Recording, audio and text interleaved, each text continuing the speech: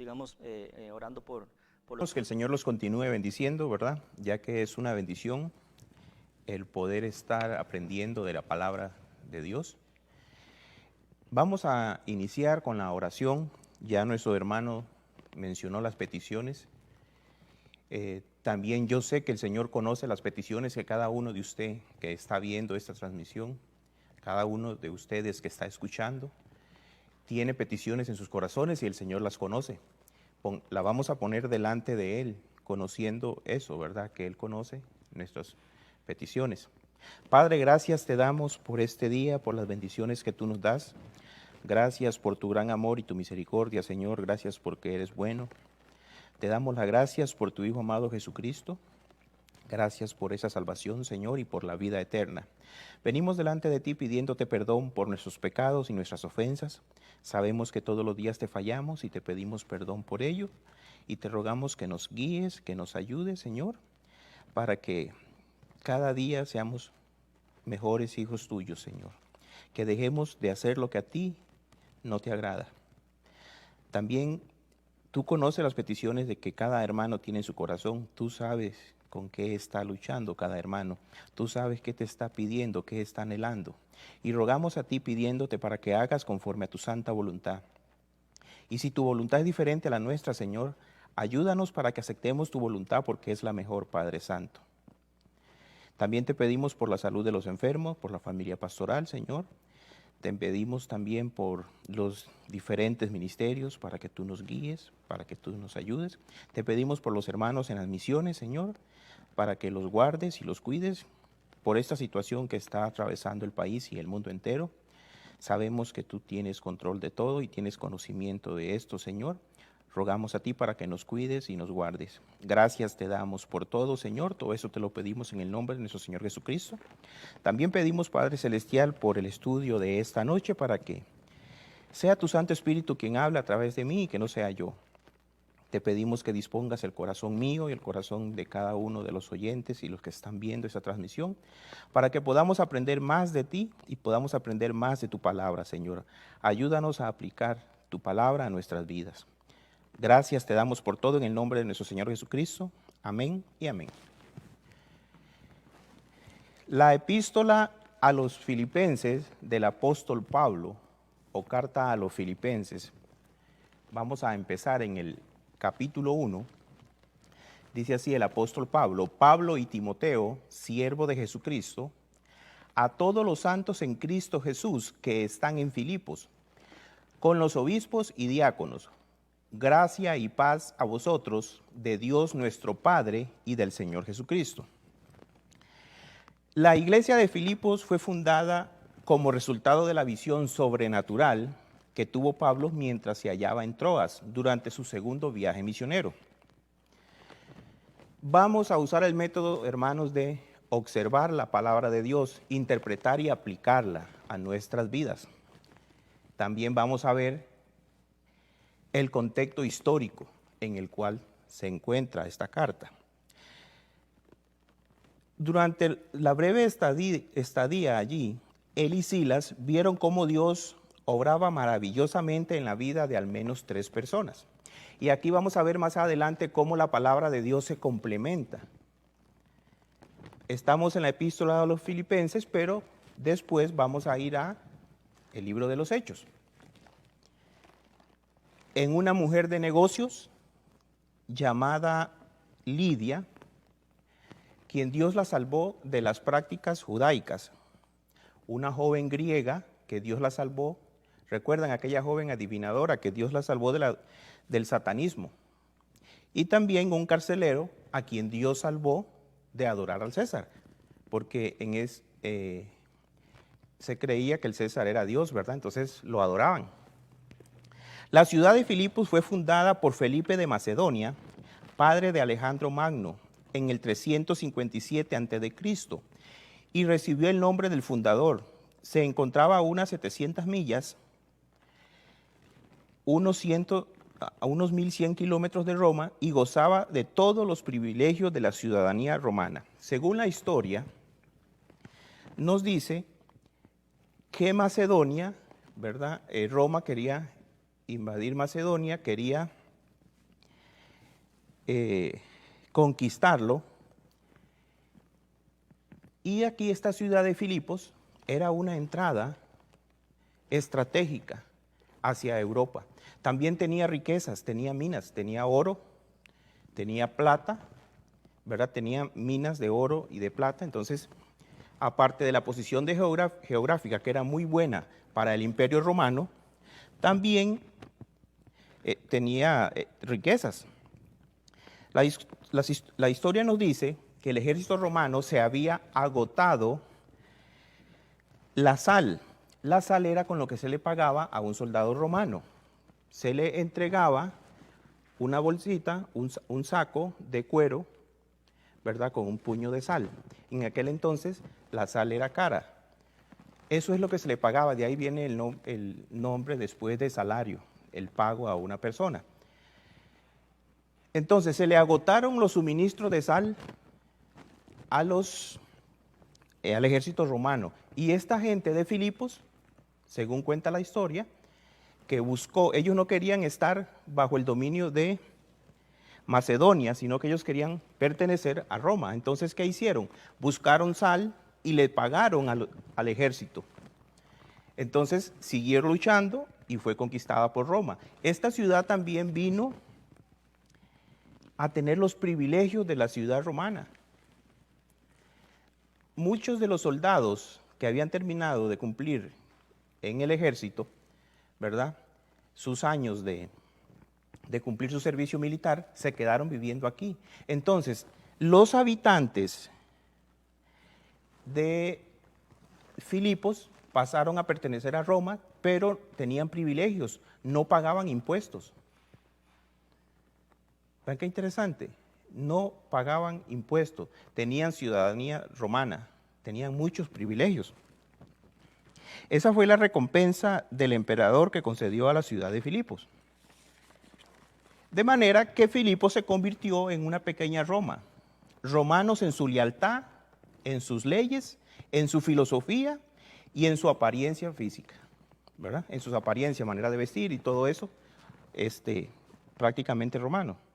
Filipos fue entonces la primera ciudad europea en recibir el evangelio, en el escuchar el primer concierto cristiano que llevó a cabo un dúo especial a medianoche. ¿Recuerdan en la cárcel el apóstol Pablo cantando?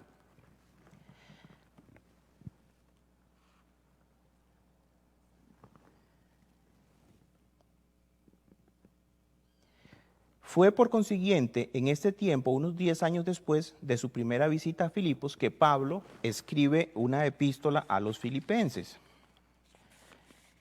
Y desde dónde escribió esta epístola hay cierta controversia. Algunos dicen que estaba en Éfeso, otros dicen que estaba en Cesarea, otros dicen que estaban en Roma, ¿verdad? Entonces, pero vamos a empezar ya con esta introducción, estudiando la epístola a los Filipenses, capítulo 1, versículo 1. Pablo y Timoteo son quienes escriben esta carta, siervos de Jesucristo, a todos los santos que están en Cristo Jesús. ¿Quiénes eran los santos? Pues son las personas que han recibido a Jesucristo, han creído en Él. Santos es separados, ¿verdad?, para el servicio de Dios. Escribe a los santos en Cristo Jesús, que están en Filipos con los obispos y diáconos. Aquí empezamos a ver, le escribe a los santos, al grupo de personas, a la congregación que conforma una iglesia. Pero esta iglesia ya después de 10 años tenía obispos y tenía diáconos. Vemos el crecimiento que tenía, era una iglesia estable, ¿verdad? Donde llegó el evangelio, se había predicado el evangelio y los hermanos también empezaron a hablar a otros y la iglesia iba creciendo. El saludo a los diáconos y al obispo nos indica el avanzado estado de organización de la iglesia, compuesta ahora de creyentes maduros y dotados, los que habían surgido guías reconocidos. Es necesario que cuando estemos estudiando la palabra de Dios, si hay una palabra que no entendemos, busquemos un diccionario, ¿verdad? Hay diccionarios bíblicos, y podamos ver qué significa para su mejor comprensión. Porque a raíz de la españolización de diferentes versiones de la palabra de Dios, entonces van perdiendo su significado las palabras actuales. Entonces les está escribiendo a los obispos y a los diáconos. Vean qué interesante. La palabra obispo, recordemos que el Nuevo Testamento se escribe en griego y dice, la palabra obispo es la traducción de un término griego que se usaba en el mundo secular para designar a un supervisor.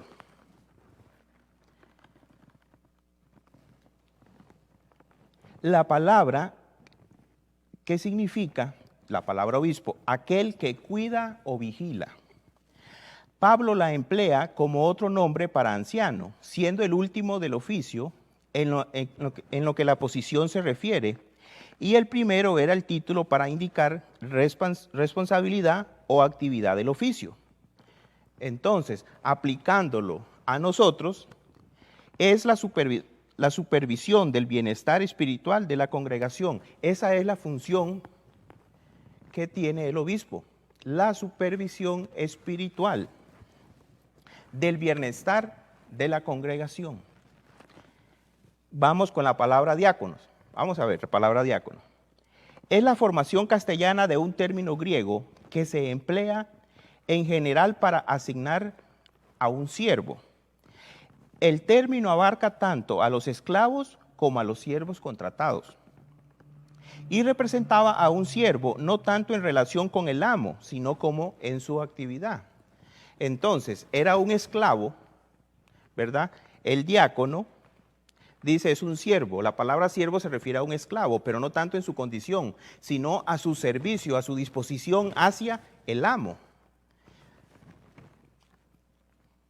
La misma palabra diácono se traduce, o la vamos a encontrar como ministros. En 1 Corintios 3:5 se traduce como servidores, pero en el original es diáconos, o sea, es un servidor. Segunda de Corintios 3:6, diáconos se traduce como ministro. Dice un teólogo, referente a esta palabra de lo que es diácono. Diácono proviene de un término griego compuesto que significa levantar el polvo. Representa a alguien que se mueve tan rápidamente por las calles polvorientas de los pueblos de Palestina para llevar a cabo su tarea, que sus pies levantan polvo al caminar. O sea, era una persona diligente. Recordemos que estaba al servicio de. Entonces, caminaba tan rápido y no dejaba que el polvo se pusiera en los pies. Andaba haciendo diligentemente y estaba al servicio de la obra del Señor. Entonces, ya vimos la definición de la palabra obispos y la palabra diácono. Gracia y paz a vosotros de Dios nuestro Padre y del Señor Jesucristo. Es parte del saludo el versículo 2. La salutación tradicional en el mundo greco-romano deseaba salud y alegría. Entonces, o sea, las personas en esta época que no conocen a Cristo, que tenga salud y tenga alegría. Pero el apóstol Pablo nos muestra una manera de saludar para el Hijo de Dios. Dice, gracia a vosotros. Era la palabra griega u occidental. La connotación de esa palabra es gracia, el amor inmerecido de Dios del que fuimos objeto al ser salvo. O sea, el apóstol Pablo escribe la carta y le dice, gracias. Le está escribiendo a Hijo de Dios. Usted tiene el amor inmerecido, ¿verdad? No merecemos ese amor. Pero Jesucristo pagó por usted, pagó por mí el precio y fue por gracia. Dice Efesios 2:8, porque por gracia soy salvo por medio de la fe. Y esto no es de vosotros, pues es don de Dios, no por obra para que nadie se gloríe. Es don de Dios, es un regalo inmerecido. Entonces, esta palabra gracia, el apóstol Pablo les está recordando a los hermanos de Filipo, recuerden, usted es hermano, pero ¿por qué? Téngalo presente siempre. Es por Cristo Jesús, quien tiene esa salvación. Después vemos la palabra paz a vosotros. La palabra era usada comúnmente por los hebreos orientales en el saludo. Pablo no usa únicamente como saludo de protocolo, él anhela la paz. Entonces, shalom es la paz, ¿verdad? Entonces, Pablo viene en su saludo y le dice, gracias y tenga paz. Gracias a vosotros y paz, pero le agrega un elemento nuevo y distintivo al especificar de parte de Dios, nuestro Padre y del Señor Jesucristo. Recordemos, hermanos, que solamente el que es hijo de Dios, el que es nueva criatura, que el Espíritu Santo mora en él, puede tener la paz de Dios, ¿verdad? Tenemos la gracia, que es el don o el regalo inmerecido. Tenemos paz para con Dios y tenemos paz de Dios en esos momentos difíciles, que no sé cuál momento difícil esté atravesando usted en este día, pero el Señor sí lo sabe, y créame que si usted le pide a Dios de esa paz, le pide que lo ayude, le pide que lo guíe, que le dé fortaleza, Él le va a dar. Pero tiene que tener fe, tiene que creer que Dios le va a dar, que su vida está en control de Él, que Dios le va a dar esa seguridad, ¿verdad? Entonces, continúo leyendo, versículo 3. Veamos, el apóstol Pablo hace una oración por los santos. Después vamos a ver quiénes eran esos santos. Doy gracias a mi Dios siempre que me acuerdo de vosotros, siempre en todas mis oraciones, rogando con gozo por todos vosotros, por vuestra comunión en el Evangelio desde el primer día hasta ahora. A veces algunos hermanos dicen, hermano, es que no sé cómo orar. Aquí hay un ejemplo, le dice el apóstol Pablo a los hermanos. Yo estoy orando por ustedes siempre que me estoy acordando de ustedes. Yo me recuerdo y oro por ustedes, le doy gracias a Dios por ustedes. Los pongo en manos de Él y pidiéndole que los ayude y que los guíe. Ok, y en el versículo 6 vemos la confianza que el apóstol Pablo tiene en nuestro Dios, estando persuadido de esto, que el que comenzó en vosotros la buena obra, la perfeccionará hasta el día de Jesucristo, hasta que Jesucristo venga. El que comenzó en vosotros la buena obra. Vamos a ver, usted es hijo de Dios, yo soy hijo de Dios. Tenemos el Espíritu Santo morando en nosotros. Empezamos a dejar cosas de nuestra vida anterior en las cuales nosotros estábamos acostumbrados a hacer. Y a eso proceso que le podemos llamar santificación, es ir dejando cosas desde el momento en que aceptamos a Cristo como Señor y Salvador en nuestros corazones, hasta el momento que partamos a su presencia. Hasta en ese momento va el proceso de santificación, que es a medida que tenemos conocimiento de la palabra de Dios, a medida que sabemos qué le agrada y qué le desagrada a Él, vamos a ir dejando cosas. Hermanos, pero yo a veces, yo no puedo dejar lo que estoy haciendo. Es más fuerte que yo. Sé que tengo esto y no lo puedo dejar. Permítame decirle una cosa que dice la palabra de Dios. Si usted es hijo de Dios y tiene el Espíritu Santo morando en usted, usted lo va a poder dejar. Porque no van a ser con sus propias fuerzas. Cristo está morando en usted y Él le va a ir ayudando. Usted necesita tener o tomar la decisión de hacerlo. El Señor le va a dar la fuerza para hacerlo. Y a medida se meta más en la palabra de Dios a estudiarla, Él le va dando la fuerza para dejar de hacerlo. ¿Cuánto va a durar? No sabemos. ¿Y por qué el proceso a veces es tan largo? ¿Alguna vez se ha preguntado? ¿Por qué a veces nos cuesta dejar de hacer cosas que hacíamos en nuestra vida pasada? ¿Por qué es tan largo? Y a veces doloroso. A veces veo ejemplos y me viene a la mente y medito en esto un poco.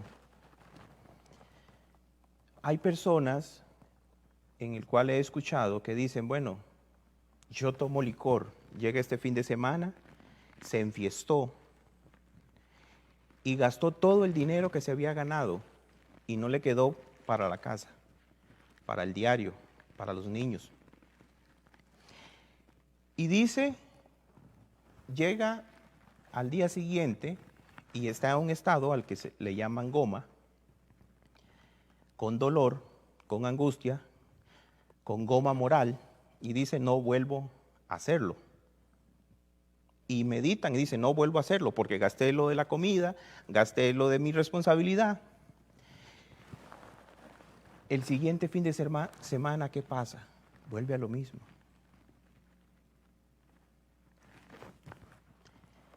Entonces, el Señor sabe que somos personas olvidadizas y vamos a regresar a lo que normalmente estamos acostumbrados. ¿Qué quiere Él que hagamos? Señor, yo no puedo con esto. Yo me arrepiento, te pido perdón por este pecado. No puedo hacerlo solo, ayúdame. Quiere que lo confesemos primeramente para que nosotros mismos lo escuchemos. Y Él nos va a ayudar cada vez que vayamos a querer hacerlo. Él nos va a dar la fuerza para que no lo hagamos. Y lleva un proceso largo. ¿Sabe por qué? Porque a diferencia de esta persona que toma cada semana y olvida rápidamente, el proceso va a ser largo, en el cual Dios nos viene trayendo y lo vamos a recordar. Uy, no, Dios me ha ayudado, Dios me está ayudando. Y a medida va largo, entonces me va a costar más y siempre lo va a tener en la mente. También Dios lo puede hacerlo de una manera rápida. Inmediatamente se lo puede quitar.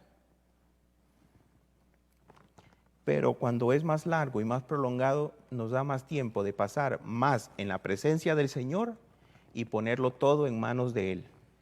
Y pedirle a Dios que nos ayude. Vamos a estar más en comunión. Entonces el apóstol Pablo tiene una seguridad y le está diciendo a los creyentes, yo estoy seguro que el que comenzó en vosotros la buena obra, la perfeccionará hasta el día de Jesucristo. Vean qué seguridad. Y Él quiere que nosotros también tengamos esa seguridad. Que cuando vengan esas dudas que el enemigo quiere poner en nuestra mente, no, es que no puedo dejar de hacer esto, no puedo dejar de hacer lo que a Dios le desagrada. Que recordemos, yo estoy persuadido del que comenzó en vosotros la buena obra, la va a perfeccionar.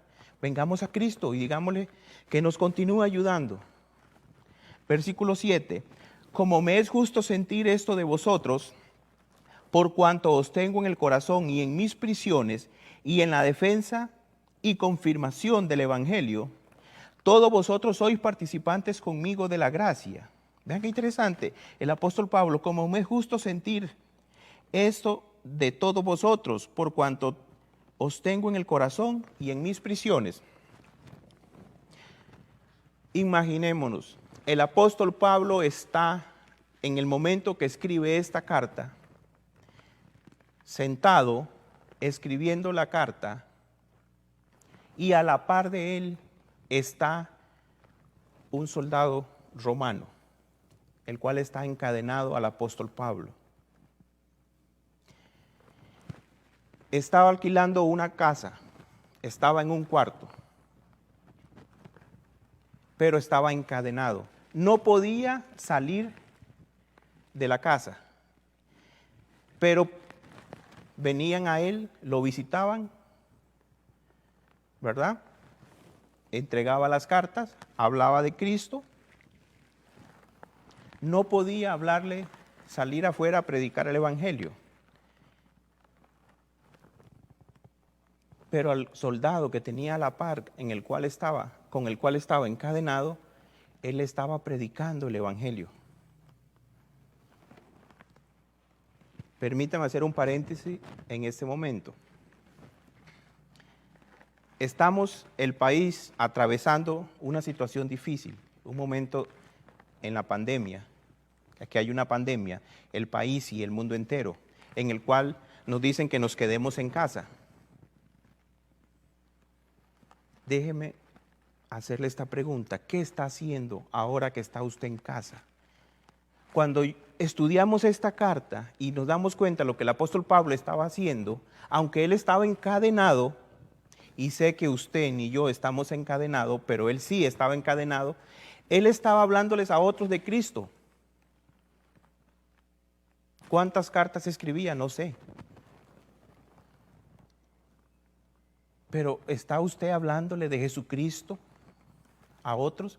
¿Está usted metido en la palabra de Dios, aprendiendo de Dios y su palabra ahora que está pasando tiempo en casa?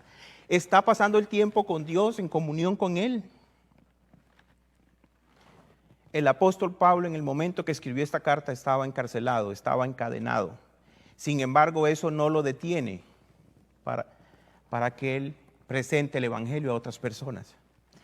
Nosotros estamos en casa, nos dicen quédese en casa, pero hay una gran bendición, hay una transmisión por la cual podemos aprender.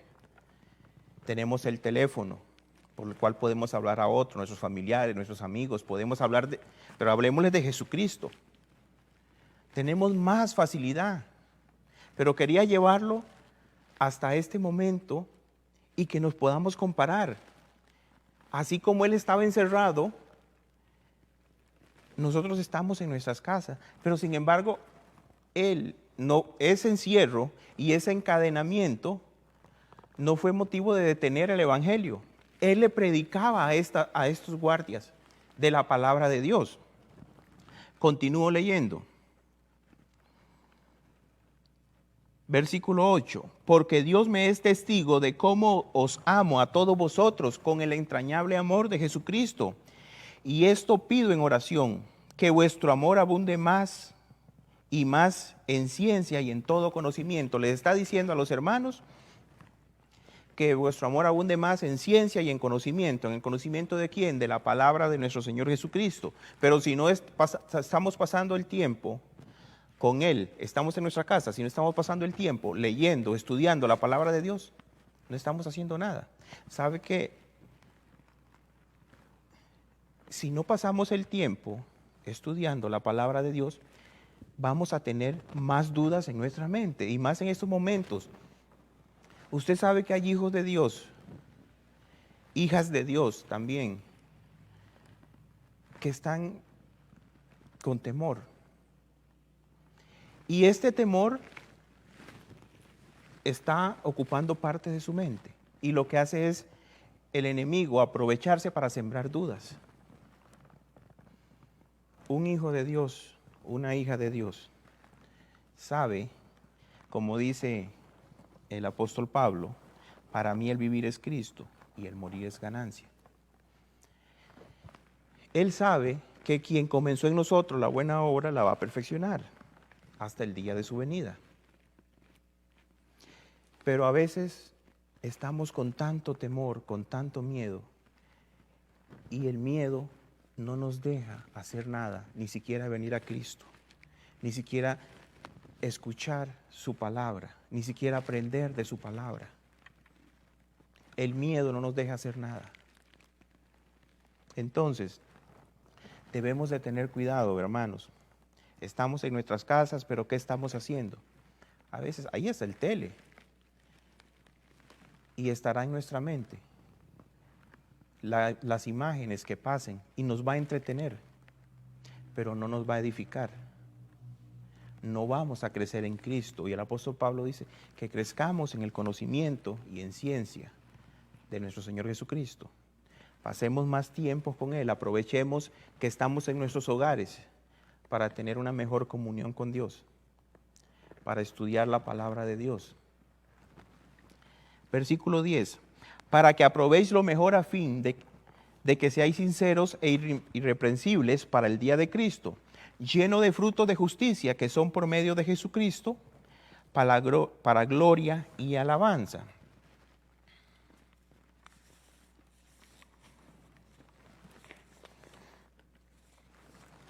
El tema, hermanos, de esta noche era ¿quiénes somos? ¿Cuál es el propósito de nuestra vida? ¿Cuál es el propósito de su vida? Continúo con el versículo 12. Quiero que sepáis, hermanos, que las cosas que me han sucedido han redundado más bien para el progreso del Evangelio. ¿Qué le había sucedido? Estaba preso, estaba encadenado a un soldado romano, estaba limitado a la casa en la cual estaban alquilando, y esa era su prisión. Cada 6 horas un soldado lo cambiaban, venía otro, lo cambiaban y así estaban. De tal manera que mis prisiones se han hecho patentes en Cristo, en todo el pretorio y a todos los demás. Mis prisiones se han hecho patentes en Cristo, en todo el pretorio. El pretorio esto se refiere a una guardia que cuidaba al emperador romano, no era cualquier tipo de guardia. Eran los que estaban a cargo de cuidar al emperador romano. Pero, ¿qué es lo que estaba haciendo el apóstol Pablo? Cada vez que venía uno, lo evangelizaba. Cada vez que venía, lo evangelizaba. Y así estaba, ¿verdad? Entonces, vemos y tenemos un ejemplo de qué hacer. Que a pesar de que estemos encerrados en nuestros hogares, Cristo debe estar en nosotros y debe estar creciendo. Y debemos estarle hablando a otros de Él. Versículo 14, y la mayoría de los hermanos, cobrando ánimo en el Señor con mis prisiones, se atreven mucho más a hablar de la palabra sin temor.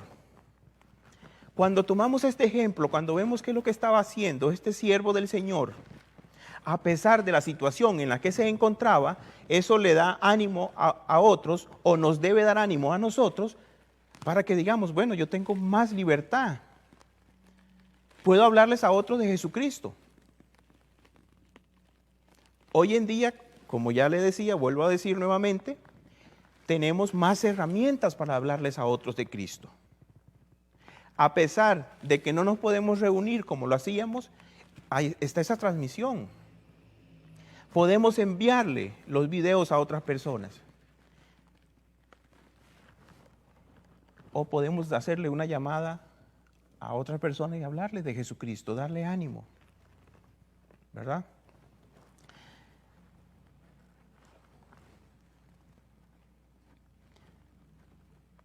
Versículo 15.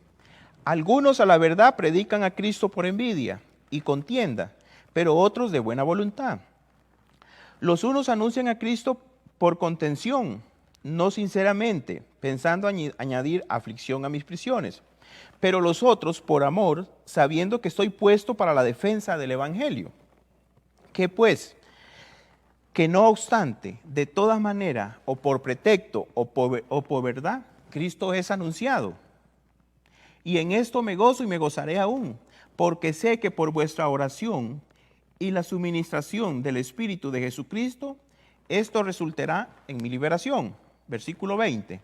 Conforme a mi anhelo y esperanza de que nada seré avergonzado, antes bien, con toda confianza, como siempre, ahora también será magnificado Cristo en mi cuerpo, o por vida o por muerte.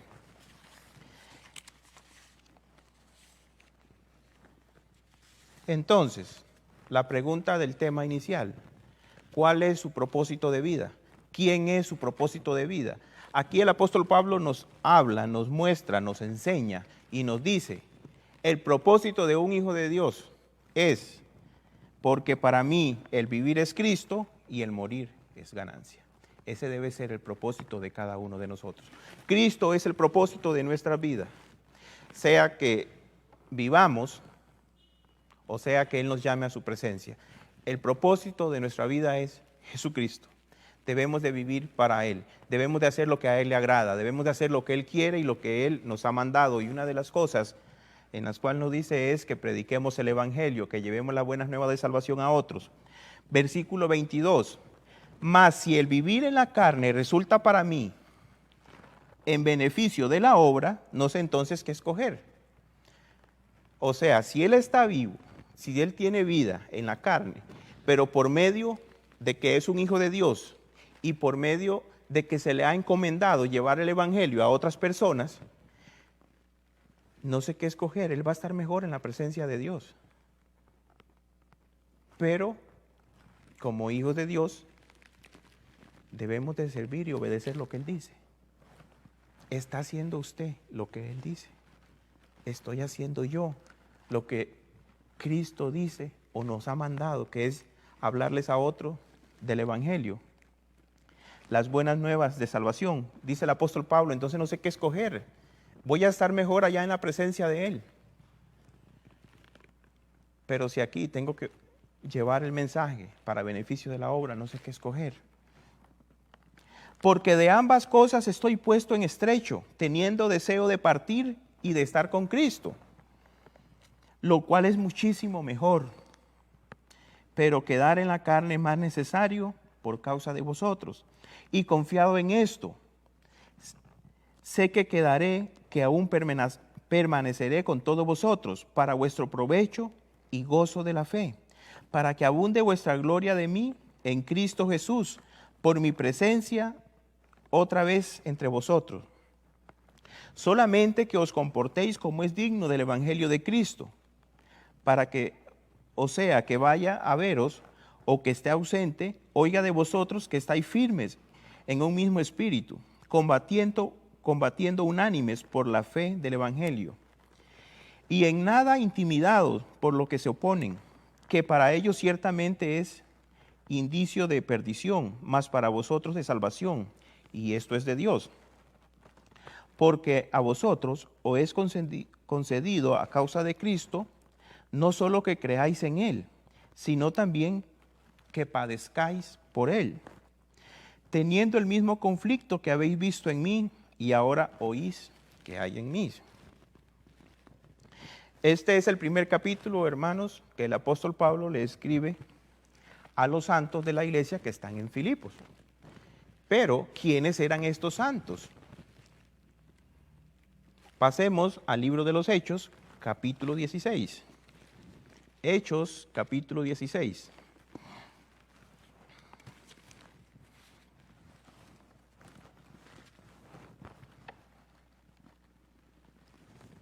Voy a empezar a leer.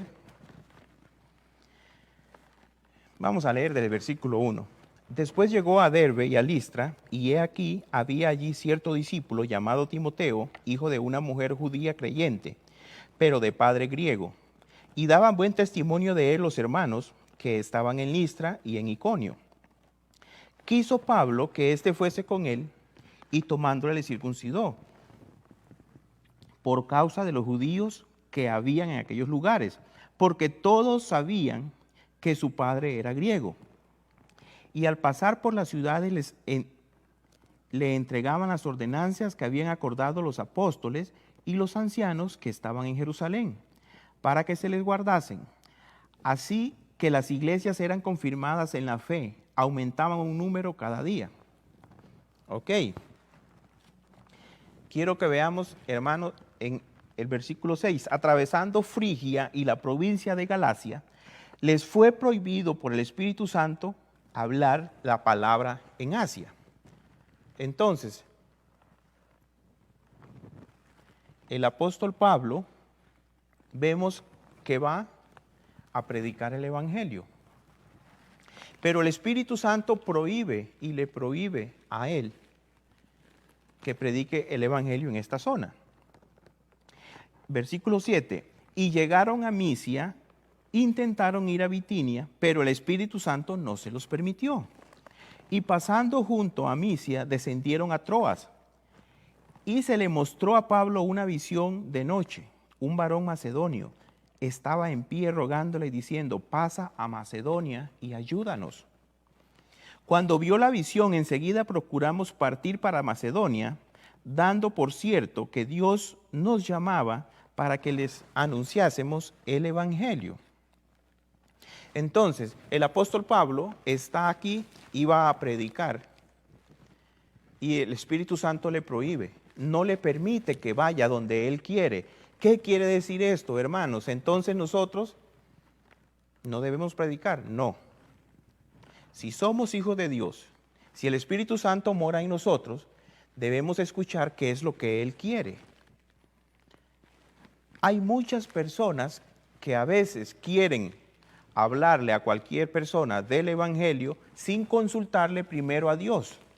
Esto es lo que nos quiere decir. Primero debemos de venir a Dios, pedirle a Él que nos ayude, que nos guíe, que nos muestre quién es la persona a la cual Él quiere que le hablemos del Evangelio, o sea, las buenas nuevas de salvación, ¿verdad? Entonces, el Espíritu Santo le prohíbe, no vayan acá, pero sin embargo le dice, tienen que ir a este lado. Como siempre, un hijo de Dios no está solo. Dios lo está cuidando, lo está guardando y lo está llevando para que hagamos la voluntad de Él, no la voluntad de nosotros. Porque a veces podemos querer, bueno, le voy a hablar a Él del Evangelio, porque me cae bien, porque me agrada, porque es familiar. Y empezamos así a hacer acepción de personas. Entonces, ¿qué debemos hacer? Pedirle a Dios que nos ayude y que Él sea quien nos guíe.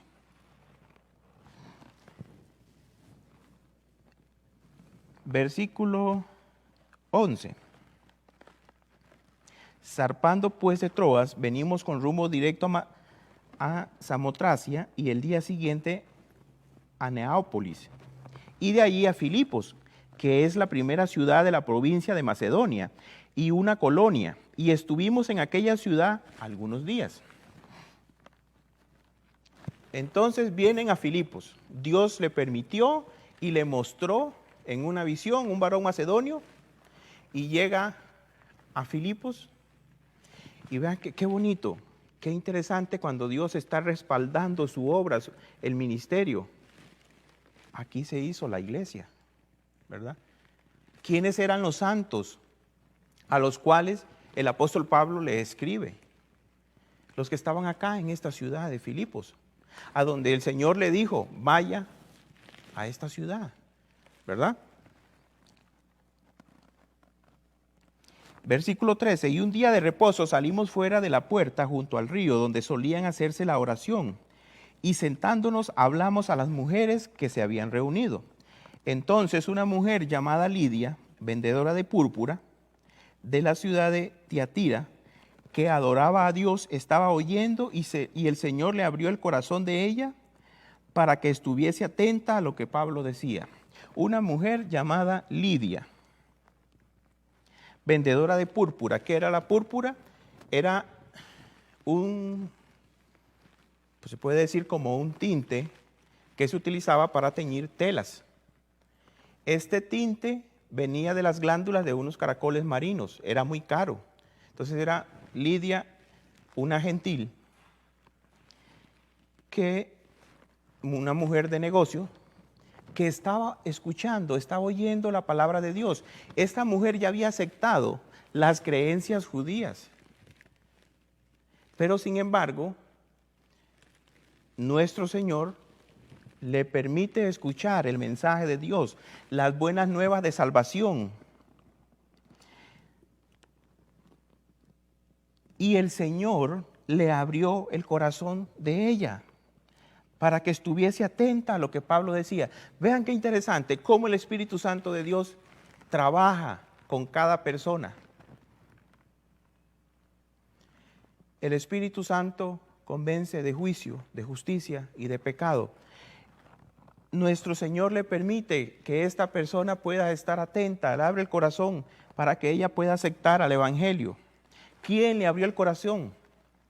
A veces creemos que somos buenos hablando, somos buenos evangelizadores. A veces creemos que, como dicen, las sabemos todas, y porque yo sé y porque yo estudio la Biblia, yo voy a convencer a las personas de que vengan a Cristo Jesús. Nosotros no hacemos nada. El Espíritu Santo de Dios es el que convence. Él es el que abre el corazón a la persona, es el que hace ver que la persona está mal ante él, ante Dios, que es un pecador. Él le muestra a la persona, pero la persona va a decidir si decide entregarle su vida a Cristo, aceptar a nuestro Señor Jesucristo como Señor y Salvador en su corazón. Hay personas que deciden posponer esa decisión, saben que son pecadores, que necesitan de Dios, que necesitan venir rendir su vida a Cristo Jesús. Saben que Cristo es el único camino que va al cielo. el único camino que nos lleva a Dios. Sin embargo, dicen, bueno, tal vez no es el momento. Y lo digo por mi propia experiencia. Me hablaban de Cristo y 18 años después decidí aceptar el compromiso de servirle a Dios. 18 años después. Así que si usted tiene familiar, tiene amigos y tiene o alguna otra persona que todavía no ha hecho esa decisión por Cristo, su deber es hablarle. No es decir, bueno, ya dejo de orar por ellos. No sabemos cuánto va a durar. He podido ver en el ministerio en el que el Señor me ha llamado, personas que 30 años después le han entregado su vida a Cristo. Después de que su esposa, de que sus hijos han estado orando por ellos, pidiéndole a Dios, siempre hablándoles de Cristo, hablando de Cristo. Llegó el momento, 30 años después, y le entregan su vida a Cristo. Entonces, les invito a continuar, a hacerlo a lo que nos ha llamado el Señor, a presentar la palabra de Dios. Entonces, no somos nosotros, es el Espíritu Santo, es el Señor quien abre el corazón de las personas. ¿Qué debe hacer la persona? Oír, escuchar. Pero para poder escuchar, sabe que alguien les tiene que hablar. Y si usted no le habla a otros de Cristo. Versículo 15. Y cuando fue bautizada y su familia nos rogó diciendo, si habéis juzgado que yo sea fiel al Señor, entrad en mi casa y posad, y nos obligó a quedarnos. Entonces, primeramente, ya voy finalizando con esto. Primeramente, quien abrió el corazón es nuestro Señor Jesucristo. El Espíritu Santo habla con la persona. Él es quien nos convence de justicia, pecado y juicio. Pero debe haber alguien que le hable. Esa persona debe escuchar, pero para poder escuchar a alguien le debe hablar. Una vez que reconoce que es pecadora, que acepta a Jesucristo como Señor y Salvador en su corazón, la persona es una nueva criatura. El Espíritu Santo mora en él y es bautizada para pertenecer a la iglesia.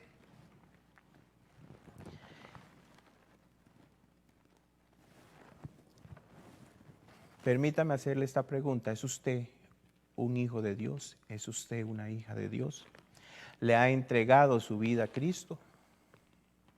¿Ha escuchado las buenas nuevas de salvación y ha decidido, sí, yo reconozco que Jesucristo es el Salvador?